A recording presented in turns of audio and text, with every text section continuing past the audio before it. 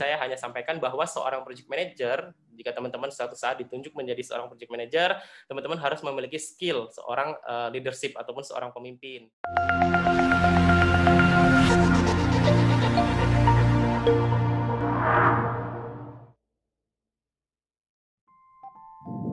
Baik, sebelumnya Assalamualaikum warahmatullahi wabarakatuh. Waalaikumsalam warahmatullahi wabarakatuh. Yang pertama terima kasih kepada Amikom Center yang telah mengundang saya, memberikan kesempatan kepada saya untuk sharing di sini. Karena kalau nggak ada kesempatan kayak gini, kapan lagi saya bisa sharing, bisa berbagi ilmu? Karena sebenarnya berbagi ilmu itu, kalau ilmunya baik, kita bisa jadikan itu sebagai amal jariah atau itu sebagai tabungan kita di akhirat. Amin, gitu ya. Dan yang pasti apa yang saya share kali ini adalah pengalaman dari apa yang sudah pernah saya lakukan, terutama di bidang project manager. Jadi sekiranya jika seandainya teman-teman ada pengalaman lain, teman-teman bisa share, bisa cerita, atau bisa curhat bahkan kayak gitu ya. Dan mungkin bukan berarti saya sebagai project manager profesional, saya juga masih belajar. Mungkin kalau teman-teman sama-sama masih belajar ingin jadi PM atau tiba-tiba ditunjuk nih jadi PM, mungkin posisinya pas, sama-sama kayak saya juga masih belajar jadi PM. Awalnya kenapa jadi PM? Mungkin karena nggak begitu bisa ngoding, bisa jadi gitu. Itu pengalaman pribadi saya kayak gitu ya. Baik. Sebelumnya tak kenal maka tak sayang, kata Mas Andi. Jadi perlu tahu ya, Mas Andi itu rekan saya di AMCC. Dia emang orangnya expert banget di bidang mobile. Jadi dia dari awal memang suka di bidang mobile. Ya, kalau tadi materinya Mas Andi itu tentang tentang mobile development, kali ini itu tentang project manager, mungkin agak sedikit timpang, tapi saya ingin menyamakan supaya ini nggak terlalu timpang, karena tadi tentang development ataupun tentang teknikal banget, kalau kali ini lebih ke manajerial. Nah, saya nggak tahu apakah di sini ada banyak juga teman-teman yang dari backgroundnya pernah PM atau pernah menghandle suatu project. Kalau ada mungkin bisa di komen ya. Berarti saya punya teman kayak gitu. Jadi sebelumnya perkenalkan, nama saya Rahmadi Vandu Prastia. Teman-teman bisa cek saya di vanduprastia.com. Organisasi saya ada di Amikom Computer Club tahun 2017 sampai 2018 itu. Kemudian lanjut lagi, saya di organisasi MCC itu 2 tahun, kemudian pernah di kepanitiaan PPM itu yang tadi Mas Andi bikin aplikasinya, jadi seperti orientasi mahasiswa seperti itu, saya selaku humas. Kemudian saya sekarang sebagai co-founder dari Digital Inovasi Bangsa, sebuah software host. Kemudian saya sebagai staff IT EduBrain, tapi posisinya juga bukan sebagai dev ataupun sebagai developer ya. Di sana saya lebih ke PM ataupun yang lebih ke memanajerial tim-tim developernya kayak gitu. Sama saat ini saya sedang skripsi, jadi masih mahasiswa aktif tentunya dari Universitas Amikom Yogyakarta. Baik, pada kesempatan kali ini saya nggak buat banyak slide, hanya 8 slide, 2 slide pembuka dan penutup, jadi berarti hanya 6 slide. Jadi cepet aja lah, nanti teman-teman kalau ada yang mau ditanyakan silakan ditanyakan aja. Ada yang mau dicurhat mungkin PM-nya seperti ini, baiknya gimana, atau teman-teman ada di sini yang PM terus nemu kendala atau masalah apa, nanti bisa di-sharing aja di sini kayak gitu. Terkait materi kita yaitu ya seperti yang teman-teman lihat di poster. Jadi bagaimana cara kita untuk memulai karir di project manager. Sebenarnya saya juga masih belajar di project manager ini, dan mungkin teman-teman bisa cek di website saya beberapa project yang saya handle terkait posisi saya di project manager, seperti itu.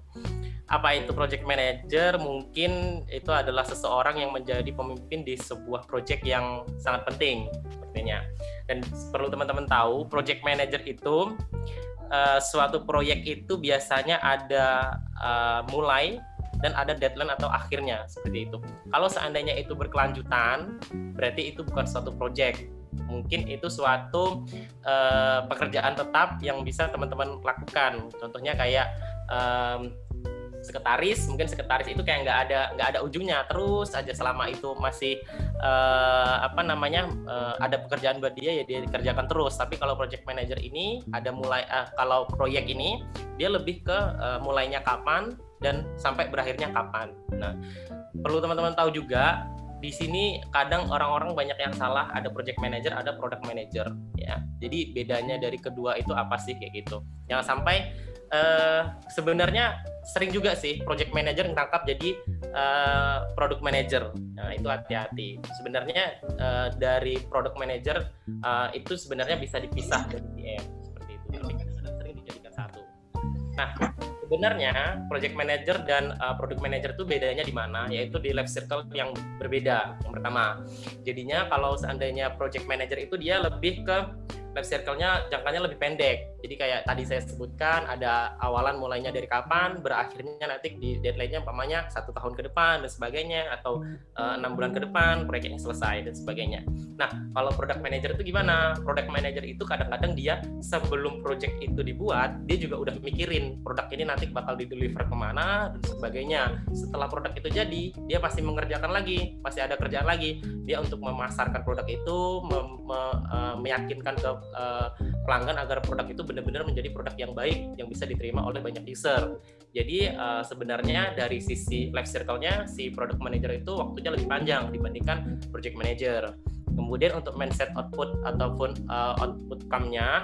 outcome-nya itu dari project manager intinya ya. Kalau project manager atau dari tim technical itu yang membuat suatu proyek itu jadi dan sebagus mungkin. Kalau biasanya kita itu ada di suatu apps development ataupun intinya software development, ya kita gimana caranya kita bisa ngedevelop aplikasi itu sebagus mungkin. Itu mindset kita selaku project manager.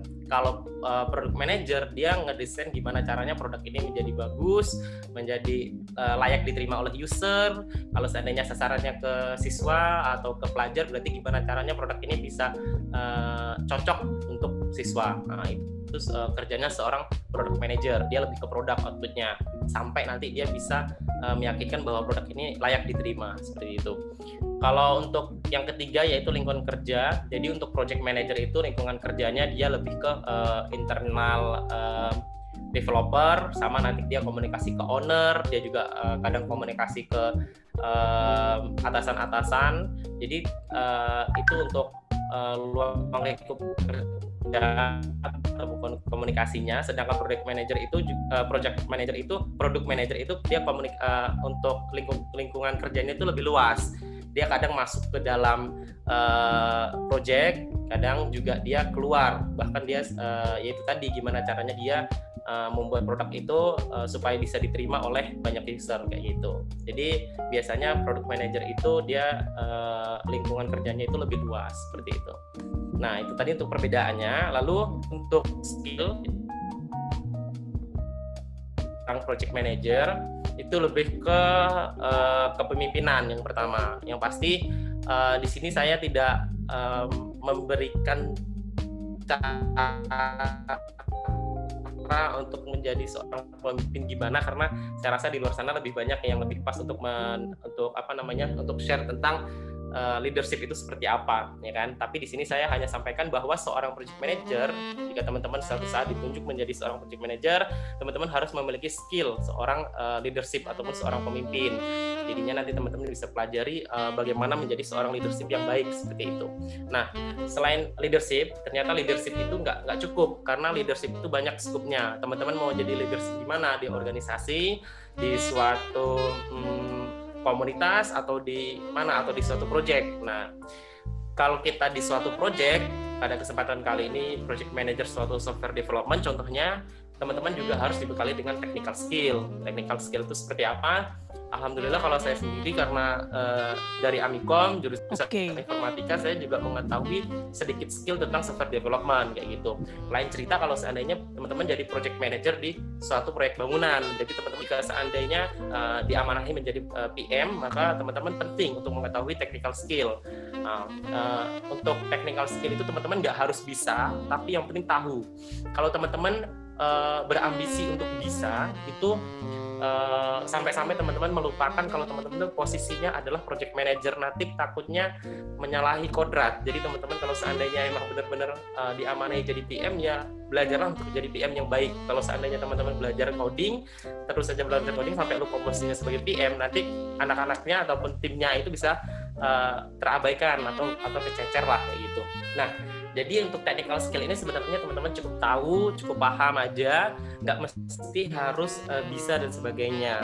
Ya, supaya nanti kedepannya kalau bentuk tim komposisinya itu nggak salah. Contohnya di suatu project kayak tadi ada umpamanya yang punya Mas Handi, contohnya ada matras, kira-kira matras itu butuh apa aja nih? Jangan sampai itu cuma butuh front end sama back end. Teman-teman lupa untuk masukin tim mobile developernya kayak gitu.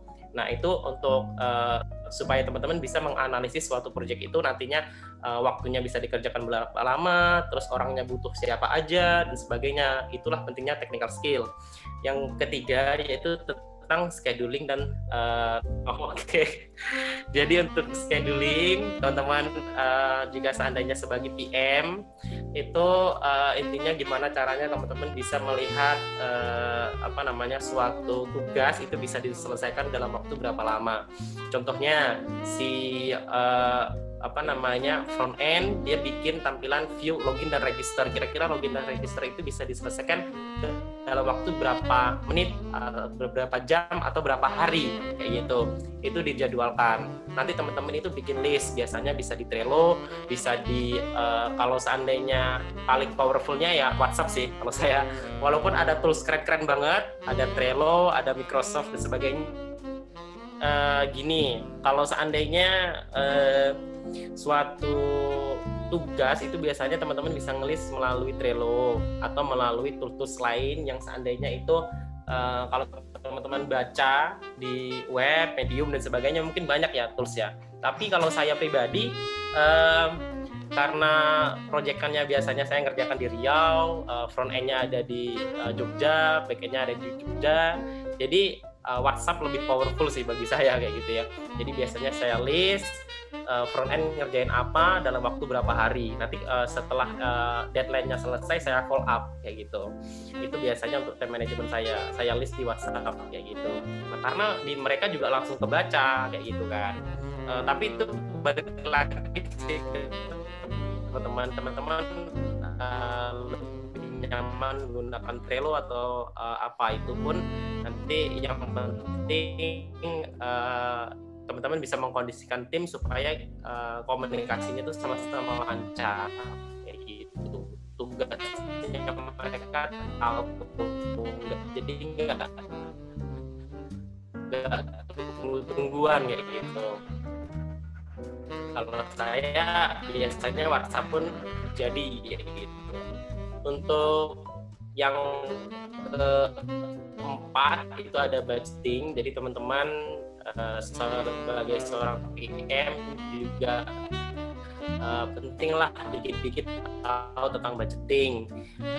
Di sini kalau ukur budgeting itu contohnya saya ceritakan suatu project umpamanya di situ butuh apa aja, butuh contohnya kita mau menghitung jasa dari tim front end. Jadi tim front end kita itu kualitasnya gimana, lalu kita hitung budget dia itu per jamnya berapa. Umpamanya per jamnya 25.000, dikalikan dalam sehari itu umpamanya 8 jam kerja budgetingnya. Terkait budgeting tadi sekilas sudah saya sampaikan. Nanti kalau seandainya ada yang kurang jelas mungkin teman-teman bisa tanyakan terkait budgeting itu seperti apa jika teman-teman posisinya menjadi PM. Tapi itu pengalaman kalau seandainya saya individu, intinya nggak terikat dengan software house. Biasanya PM juga ngerancang budgeting, tapi ngerancang budgetingnya lebih ke jasa buat tim-tim developernya. Nanti kalau seandainya untuk merancang budgeting yang di luar dari PM itu biasanya dari tim marketing atau dari tim finance, itu dia nambah-nambahin sendiri biasanya kayak gitu. Itu kalau seandainya teman-teman ada di suatu software house kayak gitu ya. Jadi teman-teman itu diminta untuk merancang kira-kira budgetnya untuk aplikasi ini berapa nih budgetnya dengan tim yang mungkin ada front end, ada back end, ada mobile, ada UI UX dan sebagainya kayak gitu. Terakhir yang harus skill yang harus teman-teman miliki yaitu komunikasi. Jadi komunikasi itu penting sebenarnya. Kalau PM itu nggak harus nunggu teman-teman takut kalau seandainya teman-teman nggak bisa nge-manage tim dan sebagainya, atau teman-teman nggak bisa di teknikal kayak gitu. Yang penting teman-teman itu punya jiwa kepemimpinan, lalu teman-teman itu punya komunikasi yang baik, yang mana teman-teman kalau seandainya komunikasi dengan front end sama back end itu cara ngomongnya itu beda mungkin kayak gitu. Jadi teman-teman itu sesuaikan, setiap orang itu dia punya cara komunikasi beda-beda. Kita ya selaku PM mau ngomong ke front end itu bahasanya mungkin kayak gini, kayak lebih halus atau lebih santai dan sebagainya. Kalau ke back end itu mungkin tipikalnya berbeda lagi. Nah itu teman-teman komunikasi itu ada skillnya juga. Teman-teman harus sesuaikan berbicara dengan siapa seperti itu. Nah itu adalah skill yang perlu teman-teman pertimbangkan jika seandainya teman-teman berada di posisi sebagai project manager gitu.